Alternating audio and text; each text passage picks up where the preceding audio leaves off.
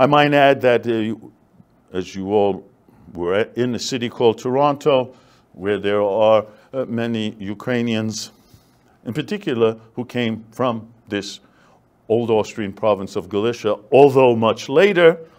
But some of you may interact with one of the products of this organization, or these cooperatives.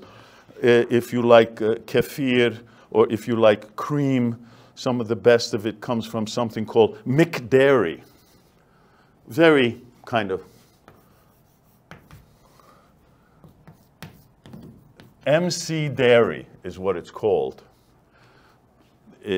Actually, it's not McDairy, it's Maslo Soyuz, which is the Ukrainian words MS for butter union. It was the largest and most powerful of these cooperatives, founded already at the very dawn of the chronological 20th century in Austria and Galicia, continued in the interwar years, and then when all private businesses were abolished and banned under direct Soviet rule, they moved to Canada. And so we still have Maslo Soyuz, but it's McDairy, as if it sounds much more Scottish or